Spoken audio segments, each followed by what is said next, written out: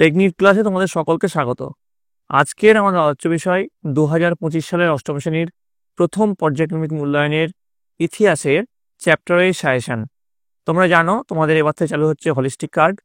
সেই holistic card অনুযায়ী তোমাদের এবার থেকে পূর্ণমান থাকবে 30, সময় হবে তোমরা 1 ঘন্টা। তোমাদের এই পরীক্ষাটি আগামী 1 এপ্রিল থেকে 12 এপ্রিলের মধ্যে অনুষ্ঠিত হবে। তো যেহেতু তোমাদের এবার প্রশ্নমান চেঞ্জ হচ্ছে, তার জন্য এই ভিডিওটা তোমার জন্য খুব ইম্পর্টেন্ট হয়ে যাচ্ছে। এই ভিডিওতে তোমাদের প্রথম যে চ্যাপ্টার ইতিহাসের ধারণা, আঞ্চলিক শক্তির উত্থান ও ঔপনিবেশিক কর্তৃত্ব প্রতিষ্ঠা, এই 3টে চ্যাপ্টারের সাজেশন প্রশ্ন এবং তার উত্তরগুলি দেওয়া হবে। তো দেখো, প্রথমে যে চ্যাপ্টারটা রয়েছে সেটা হচ্ছে ইতিহাসের ধারণা। এই ইতিহাসের ধারণা এই চ্যাপ্টারটা থেকে অনেক কম প্রশ্নই তোমরা পাবে, তবুও তোমাদের এখান থেকে কিছু সাজেশন প্রশ্ন আমি দিয়ে দিচ্ছি। দেখো, প্রথম যে প্রশ্ন, ঠিক উত্তরটি বেছে নাও। প্রশ্নমান 1, প্রদত্ত কোনটি ভারত ও ইউরোপের ইতিহাসের মধ্যযুগের ঘটনা বা বৈশিষ্ট্য? তো এর মধ্যে যে প্রদত্ত সেটা হচ্ছে ডি, যেটা অপশন আছে, অর্থাৎ সামন্ত প্রথার সূচনা, সেটা হচ্ছে সঠিক উত্তর। পরেরটা, এর মধ্যে কোনটি ইউরোপের ইতিহাসের প্রাচীন যুগের ঘটনা বৈশিষ্ট্য? তো এটা হচ্ছে দাস নির্ভর অর্থনীতি, বি হচ্ছে সঠিক উত্তর। অপশন ছিল সামন্ত প্রথার সূচনা, পুঁজিবাদের উত্থান, গণতন্ত্রের বিকাশ আর দাস নির্ভর অর্থনীতি। উত্তর হবে দাস নির্ভর অর্থনীতি। তারপরে দেখো, প্রদত্ত কোনটি ভারতের ইতিহাসের প্রাচীন যুগের ঘটনা বৈশিষ্ট্য? অপশন ছিল সাম্রাজ্যবাদের সূচনা, যুক্তিবাদী চেতনার বিকাশ, গণতন্ত্রের বিকাশ আর দাস নির্ভর অর্থনীতি। উত্তর হচ্ছে সাম্রাজ্যবাদের সূচনা। তারপর দেখো, প্রদত্ত কোনটি ভারতের ইতিহাসের আধুনিক যুগের বৈশিষ্ট্য বা ঘটনা? গণতন্ত্রের বিকাশ, সাম্রাজ্যবাদের সূচনা, যুক্তিবাদী চেতনার বিকাশ, পুঁজিবাদের উত্থান। এটা হচ্ছে গণতন্ত্রের বিকাশ। ঠিক আছে, তারপরটা দেখো, প্রদত্ত কোনটি ইউরোপের ইতিহাসে আধুনিক যুগের ঘটনা বা বৈশিষ্ট্য? অপশন আছে দেখো, এ পুঁজিবাদের উত্থান, বি গণতন্ত্রের বিকাশ, সি সাম্রাজ্যবাদের সূচনা, ডি যুক্তিবাদী চেতনার বিকাশ। তো এর মধ্যে যেটা সঠিক বিকল্প সেটা হচ্ছে বি, অর্থাৎ এ, বি এবং ডি ঠিক এবং সি ভুল। ঠিক আছে, তারপর দেখো, এবার নিচের প্রশ্নগুলোর উত্তর দাও। এসে কিউ দেখো, প্রশ্নের মানে 1 করে আছে, কনস্ট্যান্টিনোপলের পতন কবে হয়েছিল? উত্তর লিখবে 1453 খ্রিস্টাব্দে কনস্ট্যান্টিনোপলের পতন হয়েছিল। তারপরে দেখো, the history of British India গ্রন্থটি কে রচনা করেন? উত্তর লিখবে জেমস মিল। নেক্সট, তারপরে যে প্রশ্ন, 476 খ্রিস্টাব্দে কোন সাম্রাজ্যের পতন হয়েছিল? উত্তর তোমরা লিখবে পশ্চিম রোমান সাম্রাজ্যের পতন হয়েছিল। নেক্সট, সাম্রাজ্যবাদ কাকে বলে? উত্তর লিখবে যে প্রক্রিয়ায় একটি শক্তিমান দেশ অপর একটি দুর্বল দেশের উপর প্রভুত্ব করে এবং তাকে নিজের দখলে আনে। শক্তিশালী দেশ অধীনস্থ দুর্বল দেশের জনগণ ও সম্পদ সবকিছুই নিজেদের স্বার্থে ব্যবহার করে, সেই প্রক্রিয়াকে সাম্রাজ্যবাদ বলা হয়। পরেরটা, জেমস মিল ভারতের ইতিহাসকে কেন 3টি ভাগে ভাগ করেছেন? উত্তর লিখবে কোন 3টি ভাগে ভাগ করেছেন? উত্তর হচ্ছে হিন্দু যুগ, মুসলিম যুগ আর ব্রিটিশ যুগ। এই 3 যুগে জেমস মিল ভারতের ইতিহাসকে ভাগ করেছেন। তারপরে দেখো, 3 দাগের প্রশ্ন, শূন্যস্থান পূরণ করো। রাজাবলী বইটি লিখেছেন কে? উত্তর লিখবে মৃত্যুঞ্জয় বিদ্যালঙ্কার। নেক্সট, ঠিক না ভুল আধুনিক ইতিহাসের অন্যতম উপাদান ফটোগ্রাফ? এটা ঠিক। তারপরে দেখো, নিচের প্রশ্নের উত্তর দাও। 2 থেকে 3টি বাক্যে প্রশ্নমান হচ্ছে 2, অর্থাৎ এই প্রশ্নের মান 2 মার্কসের প্রশ্ন। প্রথম প্রশ্ন, জেমস মিল কর্তৃক ভারতের ইতিহাসের যুগ বিভাজন নিয়ে কেন বিতর্ক তৈরি হয়েছে? তো দেখো, এর উত্তরটা এখানে লেখানো হয়েছে, আমি আর পড়ছি না, যেহেতু এখানে 3টে চ্যাপ্টার তোমাদের পড়াতে হবে, ভিডিওটা লম্বা হয়ে যাবে, বড় প্রশ্নের উত্তরগুলো আমি পড়বো না, আমি জাস্ট তোমাদের এখানে ডিসপ্লে করে দেবো, তোমরা টুকে নিও। ঠিক আছে, দেখো এর উত্তরটা তোমরা লিখবে, লেখার সঙ্গে সঙ্গে বিতর্কের কারণ পয়েন্ট দিবে। আশা করি তোমরা দেখতে পাচ্ছ, এতটা অবধি লিখলেই তোমাদের হয়ে যাবে। তারপরে দেখো, নিচের প্রশ্নের উত্তর দাও 3 থেকে 4টি বাক্যে। প্রশ্নমান 3, the history of British India কে কবে লিখেছিলেন? বইটি লেখার উদ্দেশ্য কি ছিল? তো এটার উত্তরটাও দেখো, এখান থেকে শুরু করবে, এতটা অবধি লিখে দেবে, তাহলে উত্তরটা হয়ে যাবে। আশা করি তোমরা সকলে লিখে নিয়েছো। চলে আসছি পরের প্রশ্ন। প্রশ্নমান 4, ভারত ইতিহাসের যুগ বিভাজনের ক্ষেত্রে কেন জটিলতা দেখা যায় বলে তুমি মনে করো? তো এর উত্তর দেখো, কোথায় শুরু করবে? এই যে উত্তর, এখান থেকে শুরু করবে, ভারত ইতিহাসের যুগ বিভাজনের ক্ষেত্রে জটিলতার কারণ দিয়ে এখান থেকে শুরু করবে। দিয়ে দেখো 1 নম্বর পয়েন্ট আছে, 2 নম্বর পয়েন্ট আছে, এই পয়েন্টগুলো লেখানো হয়েছে, এই যেমন করে পয়েন্ট করা আছে ঠিক একইভাবে লিখবে। 3 নম্বর পয়েন্ট আছে এখানে, দেখো এতটা অবধি লিখলেই এই প্রশ্নের উত্তর হয়ে যাবে। আশা করি তোমার প্রশ্নের উত্তরটা লিখে নিয়েছো। ঠিক আছে, তাহলে আমাদের প্রথম যে চ্যাপ্টার সেটা শেষ হলো। এই প্রথম চ্যাপ্টার থেকে তোমরা প্রশ্ন পাবে না বললেই চলে, খুব অল্প প্রশ্নই পাবে, যেহেতু তোমাদের সিলেবাসে যেটা বলা হয়েছে প্রথম চ্যাপ্টার থেকে কোনো প্রশ্ন আসবে না, তবুও কিছু কিছু বিদ্যালয়ে আসতে পারে, তার জন্য আমি এই প্রশ্নগুলো করিয়ে দিলাম। এবার দেখো তোমার 2 নম্বর যে চ্যাপ্টারটা রয়েছে এখান থেকে তোমরা ভালোভাবেই প্রশ্ন হবে। 2 নম্বর যে চ্যাপ্টার আঞ্চলিক শক্তির উত্থান, প্রথম যে প্রশ্ন ঠিক উত্তরটি বেছে নাও। প্রশ্ন মান 1, 1717 খ্রিস্টাব্দে ড্যাশকে বাংলার নাজিম পদ দেওয়া হয়। উত্তর লিখবে মুর্শিদ কুলি খানকে। পরের প্রশ্ন 1722 খ্রিস্টাব্দে ড্যাশের নেতৃত্বে অযোধ্যা একটি স্বশাসিত আঞ্চলিক শক্তি হিসেবে গড়ে ওঠে। উত্তর লিখবে সাদাত খান। 2 নম্বর শূন্যস্থান পূরণ করো। প্রশ্ন মান 1, হায়দ্রাবাদ রাজ্য প্রতিষ্ঠা করেন কে? উত্তর লিখবে, দেখো এর উত্তরটা আমি হাইলাইট করে দিচ্ছি, মীর কামার উদ্দিন খান সিদ্দিকী। নেক্সট, মুর্শিদ কুলি ড্যাশ খ্রিস্টাব্দে বাংলার নাজিম পদ লাভ করেন। উত্তর হচ্ছে 1717 খ্রিস্টাব্দে। 3 নম্বর, বাংলায় ভয়ানক দুর্ভিক্ষ দেখা দিয়েছিল 1770 খ্রিস্টাব্দে। ঠিক আছে, তো পরবর্তী প্রশ্নে জানার আগে বলে রাখি, তোমাদের এর আগে অষ্টম শ্রেণীর অল সাবজেক্টের 2টো করে সেটের সাজেশন করা হয়ে গেছে। এছাড়াও রায়মার্টিনের বিভিন্ন স্কুলের প্রশ্ন এবং তার উত্তরগুলো করানো হয়েছে। তোমরা যারা যারা দেখোনি তার জন্য লিঙ্ক ডেসক্রিপশন বক্সে আছে। আর এই যে ভিডিওটা দিচ্ছি এটা শুধুমাত্র যে কোনো পার্টিকুলার স্কুলের জন্য ইম্পর্টেন্ট তাই নয়, এটা সমস্ত বিদ্যালয়ের জন্য খুব ইম্পর্টেন্ট প্রশ্ন হতে চলেছে। তো তোমরা ভালো করে কিন্তু এই প্রশ্ন উত্তরগুলো করে যাবে। নেক্সট দেখো, অধীনতামূলক মিত্রতা নীতির প্রবর্তন করেন কে? উত্তর হচ্ছে লর্ড ওয়েলেসলি। নেক্সট, ঔরঙ্গজেবের মৃত্যু হয় কত খ্রিস্টাব্দে? 1707 খ্রিস্টাব্দে। আচ্ছা, একটা স্তম্ভ মিল তোমার থাকতে পারে, তো সেখানে যে মিল করে যেটা উত্তরগুলো হবে, দেখো 1757 খ্রিস্টাব্দ হচ্ছে পলাশির যুদ্ধ, 1764 খ্রিস্টাব্দ হচ্ছে বক্সাই যুদ্ধ, তারপরে দেখো 1765 হচ্ছে দেওয়ানি অধিকার, তারপরে বাংলার নবাব হচ্ছে সিরাজউদ্দৌলা। ঠিক আছে, এবার দেখো পরেরটা, নিচের প্রশ্নগুলোর উত্তর লেখো 4 থেকে 5টি শব্দ বা একটি বাক্যের মধ্যে। প্রশ্ন মান 1, এগুলো হচ্ছে এসএকিউ।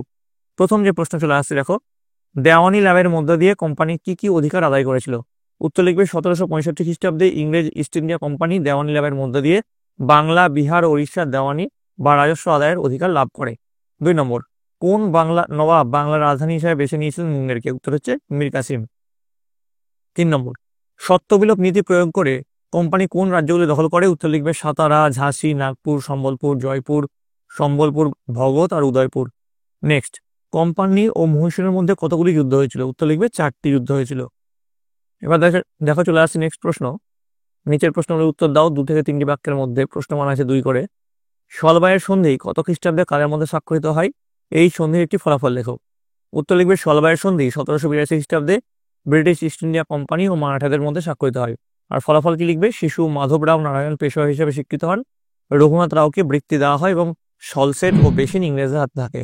2 নম্বর, বেসিনের সন্ধি কত খ্রিস্টাব্দে কাদের মধ্যে স্বাক্ষরিত হয়? এই সন্ধির একটি ফলাফল লেখো।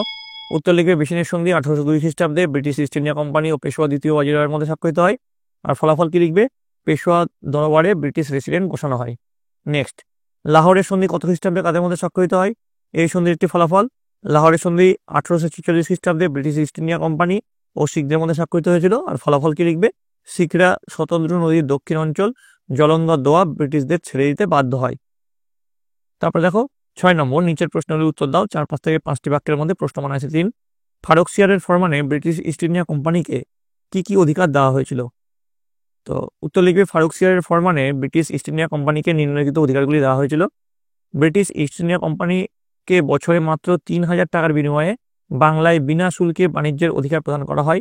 কলকাতা, গোবিন্দপুর ও সুতানুটি ব্যতীত আরও 38টি গ্রামের জমিদারি কেনার অধিকার প্রাপ্ত হয় ব্রিটিশ কোম্পানি।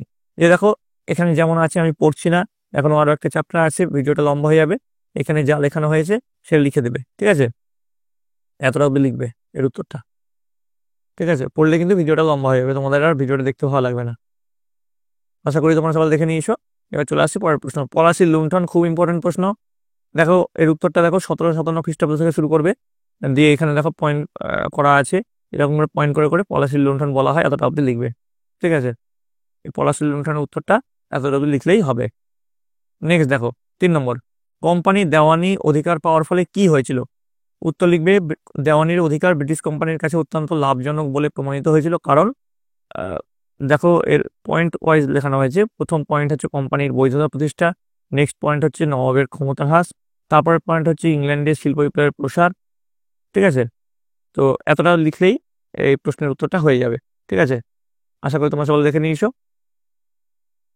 এবার দেখো নেক্সট আমরা চলে যাচ্ছি 4 নম্বরে, কোন গভর্নর জেনারেল কত খ্রিস্টাব্দে অধীনতামূলক মিত্রতা নীতি প্রবর্তন করেন? এই নীতির দ্বারা প্রভাবিত দুটি রাজ্যের নাম লেখো। আর অধীনতামূলক মিত্রতা নীতির দুটি মূল নীতি উল্লেখ করো। তো বাংলার গভর্নর জেনারেল লর্ড ওয়েলেসলি 1798 খ্রিস্টাব্দে অধীনতামূলক মিত্রতা নীতি প্রবর্তন করেন। এই নীতির দ্বারা প্রভাবিত দুটি রাজ্য হলো হায়দ্রাবাদ ও অযোধ্যা। আর নীতি কি? অধীনতামূলক মিত্রতা নীতি গ্রহণকারী রাজ্যকে অভ্যন্তরীণ বিপদ ও বৈদেশিক আক্রমণ থেকে ইস্ট ইন্ডিয়া কোম্পানি রক্ষা করবে। আর ইংরেজ সেনাবাহিনীর ব্যয়ভার মিত্রতার নীতি গ্রহণকারী রাজ্যকেই বহন করতে হবে। ঠিক আছে, তাহলে দুটো চেয়েছিল, দুটো নীতি উল্লেখ করা হয়েছে এখানে। ঠিক আছে, এবার দেখো 5 নম্বর, কোন গভর্নর জেনারেল কত খ্রিস্টাব্দে সত্য বিলোপ নীতি প্রবর্তন করেন? এটাও ইম্পর্টেন্ট প্রশ্ন। এই নীতির দ্বারা প্রভাবিত দুটি রাজ্যের নাম লেখো আর সত্য বিলোপ নীতির দুটি মূল নীতি উল্লেখ করো। তো গভর্নর জেনারেল লর্ড ডালহৌসি 1848 খ্রিস্টাব্দে সত্য বিলোপ নীতি প্রবর্তন করেন। এই নীতির দ্বারা প্রভাবিত দুটি রাজ্য হলো সাতারা ও সম্বলপুর। আর এই নীতিটা কি? কোম্পানি সৃষ্ট কোনো দেশীয় রাজ্যের রাজার পুত্র সন্তান না থাকলে সেই রাজা কোনো দত্তক পুত্র গ্রহণ করতে পারবে না এবং রাজ্যটি তখন ব্রিটিশ সাম্রাজ্যভুক্ত হবে। এছাড়াও দত্তক নিতে চাইলে কোম্পানির অনুমতি নিতে হবে ইংরেজ আশ্রিত দেশীয় রাজ্যগুলিকে। পরেরটা, দেওয়ানির অধিকার, দ্বৈত শাসন ব্যবস্থা ও 76-এর মন্বন্তর কিভাবে একে অপরের সঙ্গে সম্পর্কযুক্ত ছিল? দেখো এর উত্তরটা কোথা থেকে শুরু করবে? দেখো বক্সারের যুদ্ধ থেকে শুরু করবে, এখান থেকে শুরু হবে। ঠিক আছে, বক্সারের যুদ্ধে এখান থেকে শুরু হবে। যেখানে যা যা লেখা হয়েছে সম্পূর্ণ লিখতে হবে তোমাদের। নেক্সট, যুক্ত ছিল, এতটা অবধি তোমরা এই উত্তরটা লিখে দেবে। আশা করি তোমরা সকল দেখে নিয়েছো, আমি আর পড়লাম না। চলে আসবো পরের প্রশ্ন। নিচের প্রশ্নের উত্তর দাও। 8 থেকে 10টি বাক্যে প্রশ্নমান হচ্ছে 5 করে। অষ্টাদশ শতকে মোগল শাসন কাঠামো বিপর্যয়ের সম্মুখীন হয়েছিল। এই বিপর্যয়ের কারণগুলি তুমি কিভাবে ব্যাখ্যা করবে? তো কেন মোগল সাম্রাজ্যের পতন হয়েছিল তার উত্তরটাও কিন্তু এখান থেকে লেখা যাবে। তো এই প্রশ্নটা কিন্তু খুব ইম্পর্টেন্ট, তুমি দেখে নাও। শুরু করবে হচ্ছে অষ্টাদশ শতকে মোগল শাসন কাঠামো বিপর্যয়ের সম্মুখীন হয়েছিল। এই বিপর্যয়ের কারণগুলি হলো দিয়ে প্রথম পয়েন্ট দিবে ঔরঙ্গজেবের পরবর্তী সম্রাটদের অযোগ্যতা। নেক্সট পয়েন্ট দিবে জাগিরদারি ও মনসবদারি সংকট। দেখো এই প্রথম পয়েন্টের এটা একবার দেখে নাও, স্ক্রিনশট তুলে নাও বা খাতায় লিখে নাও পজ করে ভিডিওটা। তারপরের পয়েন্টটা দেখো জাগিরদারি ও মনসবদারি সংকট, সেক্ষেত্রে এখান থেকে শুরু করবে, এতটা অবধি লিখলেই হবে। নেক্সট, কৃষক বিদ্রোহ, বিভিন্ন অঞ্চলের কৃষকদের থেকে শুরু করবে, সতনামী বিদ্রোহ অবধি লিখলেই হবে। নেক্সট, শিবাজি ও মারাঠাদের আক্রমণ, আশা করি দেখে নিয়েছো তোমরা। নেক্সট, বৈদেশিক আক্রমণ, নাদির শাহ থেকে শুরু করে আঘাত হানে অবধি লিখলে হবে। দিয়ে সেখানে শেষে লিখবে এছাড়া জাতীয়তাবাদের অভাব, আর্থ সামাজিক পরিস্থিতির পরিবর্তন রাজনীতিতে গভীর প্রভাব বিস্তার করে। যোগ্য কর্মচারী বা আমলা শ্রেণীর দক্ষতাও এই সময় দেখা যায়নি, ফলে মুঘল সাম্রাজ্য অবক্ষয়ের পথে দ্রুত এগিয়ে যায়। মুঘল সাম্রাজ্যের অবক্ষয়ের কারণ এটা কিন্তু লিখলেই হয়ে যাবে। ঠিক আছে, তো 2 নম্বর চ্যাপ্টারও আমরা শেষ করলাম সাজেশন। এবার চলে আসবো 3 নম্বর যে চ্যাপ্টার, ঔপনিবেশিক কর্তৃত্ব প্রতিষ্ঠা। তো এখানে দেখো প্রথমে যে প্রশ্নটা রয়েছে, প্রশ্নমান 1, 1800 খ্রিস্টাব্দে কলকাতায় ফোর্ট উইলিয়াম কলেজ প্রতিষ্ঠা করা হয়। এর প্রধান উদ্দেশ্য ছিল কি? ছিল এর প্রধান উদ্দেশ্য ছিল সিভিল সার্ভেন্টদের প্রশিক্ষণ দেওয়া। নেক্সট দেখো, সেন্ট জর্জ দুর্গ দেখা যায় কোথায়? মাদ্রাজ। আচ্ছা, তোমাদের এই যে প্রশ্নগুলো এখানে দেওয়া হয়েছে, এগুলো তোমাদের রায়মার্টিনের যে প্রশ্নবিচিত্র আছে সে তার মধ্যে পেয়ে যাবে। সেখান থেকে এই প্রশ্নগুলো নেওয়া হয়েছে, তার উত্তরগুলো এখানে দেওয়া হয়েছে, প্রশ্নর সঙ্গে উত্তরগুলো দেওয়া হয়েছে। তারপর দেখো 3 নম্বর, আচ্ছা সেন্ট জর্জ দুর্গ দেখা যায় হচ্ছে মাদ্রাজে। তবে 3 নম্বর, ফোর্ট উইলিয়াম কলেজ প্রতিষ্ঠা করেন কে? করেন লর্ড ওয়েলেসলি। পরেরটা 4 নম্বর, ইজারাদারি ব্যবস্থা প্রবর্তিত হয় 1772 খ্রিস্টাব্দে। 5 নম্বর, সিভিল সার্ভিস ব্যবস্থা ভারতে প্রবর্তন করেন কে? Lord Cornwallis. নেক্সট, কলকাতা বিশ্ববিদ্যালয় প্রতিষ্ঠিত হয় কত সালে? 1857 খ্রিস্টাব্দে। 7 নম্বর, সুপ্রিম কোর্টের প্রথম প্রধান বিচারপতি কে ছিলেন? উত্তর লিখবে স্যার এলিজা ইম্পে। নেক্সট, ভারতের শিক্ষা ব্যবস্থায় চুইয়ে পড়া নীতির প্রবক্তা ছিলেন কে? ছিলেন টমাস মেকলে। তারপরে কলকাতা ভারতের রাজধানীতে পরিণত হয় রেগুলেটিং অ্যাক্ট অনুসারে। 10 নম্বর, ওয়ারেন হেস্টিংস কলকাতা মাদ্রাস প্রতিষ্ঠা করেন। কলকাতা মাদ্রাসা প্রতিষ্ঠা করেন কবে? 1781 খ্রিস্টাব্দে। তারপরে দেখো 11 নম্বর, এ কোড অফ জেন্টো ল এর রচয়িতা হলেন নাথানিয়েল হালেদ। নেক্সট, শূন্যস্থান পূরণ করতে হবে। প্রশ্নমান আছে 1 করে। ড্যাশ প্রস্তাব অনুযায়ী 3টি প্রেসিডেন্সিতে 3টি বিশ্ববিদ্যালয় প্রতিষ্ঠা করা হয়। উত্তর লিখবে চার্লস উডের প্রস্তাব অনুযায়ী। নেক্সট, সুপ্রিম কোর্টের প্রধান বিচারপতি ড্যাশ হিন্দু কলেজ তৈরির সঙ্গে যুক্ত ছিলেন? উত্তর লিখবে sir Edward Hyde East. Next, 1800 খ্রিস্টাব্দে শ্রীরামপুরের প্রতিষ্ঠিত একটি সংস্থা হলো, কোন সংস্থা প্রতিষ্ঠিত হয়? Baptist mission. নেক্সট, স্তম্ভ মেলানো, ক স্তম্ভ দেখে নাও কি কি আছে, আর খ স্তম্ভ কি আছে দেখে নাও। তো এই দুটো মিল করে আমরা যেটা পাবো সেটা দেখো, Indian penal code William Bentinck, পুলিশি ব্যবস্থা lord Cornwallis, Benares Sanskrit college Jonathan Duncan, Kolkata Madrasa Warren Hastings, Hindu college David Hare. ঠিক আছে, এবার দেখো এসিকিউ যে প্রশ্নগুলো আছে তার উত্তরগুলো দেখে নাও। নিচের প্রশ্নগুলির উত্তর দাও, 4 থেকে 5টি শব্দ ও একটি বাক্যে লেখো। প্রশ্ন মানে 1, ভারতীয় সিভিল সার্ভিস ব্যবস্থার প্রবর্তনকে করেন? উত্তর লিখবে লর্ড কর্নওয়ালিস। নেক্সট দেখো, হিন্দু আইনগুলির সার সংকলন প্রস্তুতির উদ্যোগ কে নেন? উত্তর লিখবে governor general lord Warren Hastings. ঠগী দস্যু দমন কে উদ্যোগ নিয়েছিল? উত্তর লিখবে কর্নেল স্লিম্যানের নেতৃত্বে একটি বিশেষ বিভাগ গঠন করে লর্ড উইলিয়াম বেন্টিং ঠগী দস্যু দমনে উদ্যোগ নিয়েছিলেন। নেক্সট 4 নম্বর, ইস্ট ইন্ডিয়া কোম্পানি ভারতকে কটি প্রদেশে ভাগ করেছিল? উত্তর লিখবে ইস্ট ইন্ডিয়া কোম্পানি ভারতকে 3টি প্রদেশে বা প্রেসিডেন্সিতে ভাগ করেছিল, যথা বাংলা প্রেসিডেন্সি, বোম্বাই প্রেসিডেন্সি আর মাদ্রাজ প্রেসিডেন্সি। 5 নম্বর, উইলিয়াম জোন্স কেন এশিয়াটিক সোসাইটি প্রতিষ্ঠা করেছিলেন? উত্তর লিখবে উইলিয়াম জোন্স এশিয়াটিক সোসাইটি প্রতিষ্ঠা করেছিলেন সংস্কৃত ভাষায় লেখা প্রাচীন ভারতীয় সাহিত্যগুলি আধুনিক ইংরেজি ভাষায় অনুবাদ করার জন্য। নেক্সট, জেনারেল অ্যাসেম্বলিজ ইনস্টিটিউশন কে কোন উদ্দেশ্যে গড়ে তোলেন? উত্তর লিখবে স্কটিশ মিশনারি সোসাইটির সদস্য আলেকজান্ডার ডাফ ভারতীয়দের মধ্যে পাশ্চাত্য শিক্ষার প্রসার ঘটানোর উদ্দেশ্যে জেনারেল অ্যাসেম্বলিজ ইনস্টিটিউশন গড়ে তোলেন।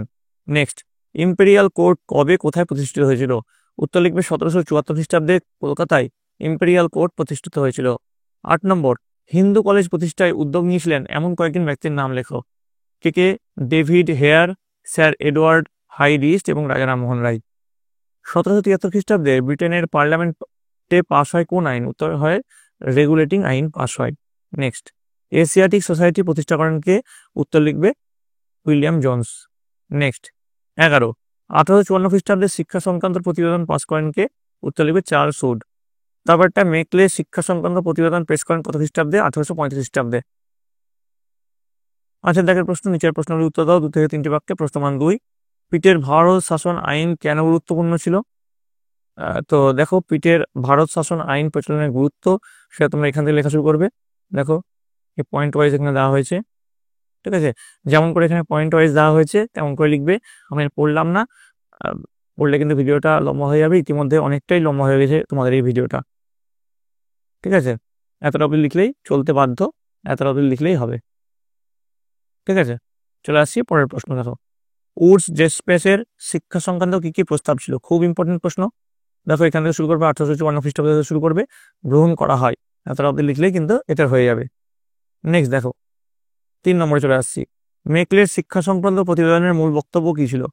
দেখো এর উত্তরটা এখান থেকে শুরু করবে, 1835 থেকে শুরু করবে, এতটা অবধি লিখবে। আশা করি তোমরা সবাই লিখে নিয়েছো। চলে যাও পরের প্রশ্ন, কেন ব্রিটিশ পার্লামেন্টে রেগুলেটিং অ্যাক্ট পাস করানো হয়েছিল? তো রেগুলেটিং অ্যাক্ট পাসের কারণ বা উদ্দেশ্য এখান থেকে শুরু করবে, এতটা অবধি লিখলেই হয়ে যাবে। আচ্ছা, এখানে নিচে কিছুটা আছে, দেখে নাও, মানে এইটুকুর সঙ্গে এতটা অ্যাড করবে। আশা করি তোমরা সকলে বুঝতে পেরেছো। পরেরটা দেখো, উইলিয়াম বেন্টিংকের যে কোনো 2টি সংস্কার কার্য উল্লেখ করো। তো দেখো এখানে শুরু করবে, শুরু করে 2টি সংস্কার কার্য পয়েন্ট দেবে, প্রশাসনিক সংস্কার আর সামাজিক সংস্কার। এই 2টো সংস্কার তোমরা লিখবে। আশা করি তোমরা লিখে নিয়েছো। নিশ্চিহ্ন করেন অব্দি তোমরা লিখলে তোমাদের এটা হয়ে যাবে। এবার দেখো চলে আসছি 6 নম্বরে, শিক্ষার প্রসারে উইলিয়াম কেরি কি ভূমিকা নিয়েছিলেন? উত্তর লিখবে শিক্ষা প্রসারে উইলিয়াম কেরি ভূমিকা দিয়ে লিখবে শ্রীরামপুরের মিশনারিদের মধ্যে সব থেকে উল্লেখযোগ্য ছিলেন উইলিয়াম কেরি। তিনি ভারতীয় মহাকাব্যগুলি ইংরেজি ভাষায় অনুবাদ করেন। তাছাড়া বাইবেলের একটি অংশকে বিভিন্ন ভারতীয় ভাষায় অনুবাদ করেছিলেন কেরি। 1778 খ্রিস্টাব্দে খালেদের লেখা বাংলা ব্যাকরণ বিষয়ক বইটিকেও সম্পাদনা করে প্রকাশ করেছিলেন তিনি। এবার দেখো 6 দাগের প্রশ্ন, নিচের প্রশ্নগুলির উত্তর লেখো। 4-5টি বাক্যের মধ্যে প্রশ্নমান আছে 3 করে। কে কি উদ্দেশ্যে সিভিল সার্ভিস চালু করেন? ঠিক আছে, শুরু করবে এখান থেকে। প্রথম যে প্রশ্নের উত্তর, কে? লর্ড কর্নওয়ালিস ভারতে সিভিল সার্ভিস চালু করেন। আর কি উদ্দেশ্যে সেটা আমরা এখান থেকে শুরু করবে। দেখো এখান থেকে শুরু করলে আশা করি দেখে নিয়েছো। তারপরে দেখো চলে আসছি, এতটা অবধি লিখলেই এই উত্তরটা হয়ে যাবে। আশা করি তোমরা সকলে দেখে নিয়েছো। চলে আসছি পরের প্রশ্ন। ব্যাপটিস্ট মিশন শিক্ষার প্রসারে কেমন ভূমিকা পালন করেছিল? খুব গুরুত্বপূর্ণ প্রশ্ন। 1800 খ্রিস্টাব্দে এখানে লেখা শুরু করবে, দিয়ে পাশ্চাত্য শিক্ষা লাভের সুযোগ পায়, এতটা অবধি লিখলেই হয়ে যাবে। ঠিক আছে, এবার 3 নম্বরে চলে আসছি। কোন প্রশাসকের আমলে 1773 থেকে 1781 খ্রিস্টাব্দের মধ্যে দেওয়ানি বিচার ব্যবস্থার কয়েকটি পরিবর্তন ঘটে? তার অন্যান্য দুটি উদ্যোগ সম্পর্কে লেখো। 1+2 আছে এখানে। ঠিক আছে, প্রথম যে উত্তরটা সেটা হচ্ছে লর্ড ওয়ারেন হেস্টিংসের আমলে 1773 থেকে 1781 খ্রিস্টাব্দের মধ্যে দেওয়ানি বিচার ব্যবস্থার কয়েকটি পরিবর্তন ঘটে। আর অন্যান্য দুটি উদ্যোগ কি? এক, বিচার বিভাগের সব আদেশ লিখে রাখার ব্যবস্থা করা হয়, অভিযোগ উত্থাপনের সময়সীমা নির্দিষ্ট হয় এবং বিচারকদের বেতনদানের ব্যবস্থা করা হয়। 2, সব দেওয়ানি আদালতগুলিকে একই আইনের অধীনে আনার চেষ্টা করা হয়। 4 নম্বর দেখো, কোন প্রশাসকের আমলে দেওয়ানি সংক্রান্ত বিচার ও রাজস্ব আদায়ের দায়িত্ব আলাদা করা হয়? তার অন্যান্য দুটি উদ্যোগ সম্পর্কে লেখো। এখানেও কিন্তু 1+2 আছে। উত্তর হচ্ছে লর্ড কর্নওয়ালিসের আমলে। আর তারপরে অন্যান্য দুটি যে উদ্যোগ আছে দেখো, এই যে অন্যান্য দুটি উদ্যোগ, সেটা তোমরা এখান থেকে শুরু করবে, এতটা অবধি লিখবে। ঠিক আছে, স্থান ছিল না, কোনো স্থান ছিল না, এতটা অবধি লিখবে। আশা করি তোমরা সকলে লিখে নিয়েছো। চলে আসছি পরের প্রশ্ন। 5 নম্বর, কোন প্রশাসক প্রশাসনিক ব্যয় কমাতে চাইছিলেন? তার অন্যান্য দুটি উদ্যোগ সম্পর্কে লেখো। এটাও কিন্তু 1+2। তো কে কমাতে চেয়েছিলেন? Governor general lord William Bentinck. আর অন্যান্য দুটি উদ্যোগ দেখো, এখানে দুটি পয়েন্ট দেওয়া হয়েছে, দুটি পয়েন্ট তোমরা লিখে নেবে সুন্দর করে। আচ্ছা, এই প্রশ্নগুলো যেগুলো আমি করাচ্ছি সেগুলো কিন্তু খাতায় সুন্দর করে লিখবে, দিয়ে মুখস্থ করবে। এবং সর্বোপরি তোমরা আগে তোমাদের বইটা খুঁটিয়ে পড়বে। বইটা না খুঁটিয়ে পড়ে এই প্রশ্নগুলো করতে যেও না, তাহলে কিন্তু কোনো লাভ হবে না। আগে বইটা ভালো করে খুঁটিয়ে পড়বে, তারপরে এই প্রশ্নগুলো উত্তরগুলো প্র্যাকটিস করো, দেখবে তোমাদের পরীক্ষায় সাফল্য নিশ্চিত। আর এর পরবর্তীতে কোন সাবজেক্টের তোমরা এরকম ভিডিও চাও বা সাজেশন সেট চাও সেটা লিখে জানাবে কমেন্টে, তোমাদের বিদ্যালয়ের নাম এবং তোমরা কে কোন জেলা থেকে দেখছো সেটা লিখতে ভুলবে না। দেখো পরের প্রশ্ন, নিচের প্রশ্নের উত্তর দাও। 8 থেকে 10টি বাক্যের মধ্যে প্রশ্নমান 5, জমি জরিপ ও রাজস্ব নির্ণয়ের ক্ষেত্রে ঔপনিবেশিক প্রশাসন কি কি পদক্ষেপ নিয়েছিল? উত্তর লিখবে, ভারতের ঔপনিবেশিক শাসন কাঠামোয় রাজস্ব সংক্রান্ত যে নানাবিধ পরীক্ষা নিরীক্ষা চলেছিল, তার মধ্যে জমি জরিপ ও তার ভিত্তিতে রাজস্ব নির্ধারণের প্রক্রিয়াটি ছিল সর্বাধিক গুরুত্বপূর্ণ। দিয়ে পয়েন্ট করবে, কোম্পানির শাসনকালে জমি জরিপ সংক্রান্ত ব্যবস্থা। দিয়ে লিখবে, কোম্পানির আমলে জমি জরিপ সংক্রান্ত বিভিন্ন ব্যবস্থাগুলি হলো। দিয়ে প্রথম পয়েন্ট লিখবে, নতুন জমিদারি এলাকার মাপজোক। দিয়ে দেখো 1797 থেকে এই যে করেন হগ ক্যামেরন, এতটা অবধি লিখলে এই পয়েন্টটা শেষ হবে। নেক্সট পয়েন্ট লিখবে, নদীপথ জরিপ। দিয়ে যে শুরু করবে 1767 থেকে শুরু করবে, দিয়ে করেছিলেন অবধি লিখবে, তাহলে নদীপথ জরিপ পয়েন্ট লেখা হয়ে যাবে। নেক্সট, কমিটি অফ রেভিনিউ গঠন। ঠিক আছে, 1764 থেকে খ্রিস্টাব্দের পর থেকে এখান থেকে লেখা শুরু করবে। ঠিক আছে, তারপরে দেখো এই দেখাশোনা করতে থাকে, এই অবধি লিখলেই কিন্তু ওই পয়েন্টটা হয়ে যাচ্ছে। নেক্সট, ইজার আদারি ব্যবস্থা, সেটা 1772 খ্রিস্টাব্দে ওয়ারেন হেস্টিংসের নদিয়া জেলার একটি নতুন ভূমি রাজস্ব বন্দোবস্ত চালু করেন, এখান থেকে লেখা শুরু করবে। দিয়ে পাঁচশালা বন্দোবস্ত বলা হতো, এতটাও লিখবে। আচ্ছা, তোমাদের পরীক্ষায় আসতে পারে পাঁচশালা বন্দোবস্ত। যদি পাঁচশালা বন্দোবস্ত আসে, খুব ইম্পর্টেন্ট প্রশ্ন, তো পাঁচশালা বন্দোবস্ত এখান থেকে লিখলেই কিন্তু তোমাদের হয়ে যাবে। ঠিক আছে, এই যে পাঁচশালা বন্দোবস্ত, এটাও কিন্তু খুব গুরুত্বপূর্ণ প্রশ্ন। দিয়ে এই প্রশ্নের উত্তরটা এতটা অবধি লিখবে, দিয়ে তাহলে এই প্রশ্ন উত্তরটা শেষ হবে। ঠিক আছে, তো এই ছিল তোমাদের অষ্টম শ্রেণীর চ্যাপ্টার ওয়াইজ ইতিহাসের সাজেশন এবং তার উত্তর। তোমাদের এখান থেকে অনেক প্রশ্ন তোমরা কমন পাবে এবং পরীক্ষা শেষে তোমরা অবশ্যই জানাবে এখান থেকে কতগুলো প্রশ্ন তোমরা কমন পেয়েছো। এইরকম আরও ভিডিওর জন্য এই চ্যানেলের সঙ্গে যুক্ত থাকতে হবে। ভিডিওটি যদি তোমাদের ভালো লেগে থাকে অবশ্যই লাইক করবে, বন্ধুদের কাছে অনেক অনেক শেয়ার করবে এবং সামনে যেহেতু তোমাদের পরীক্ষা, তোমরা ভালো করে মন দিয়ে পড়াশোনা করো, তোমরা তোমাদের বইটা খুঁটিয়ে পড়ো, দিয়ে এই প্রশ্নগুলো করো, দেখবে তোমাদের পরীক্ষায় সাফল্য নিশ্চিত। তোমরা সকলে ভালো থাকো, তোমরা সকলে সুস্থ থাকো।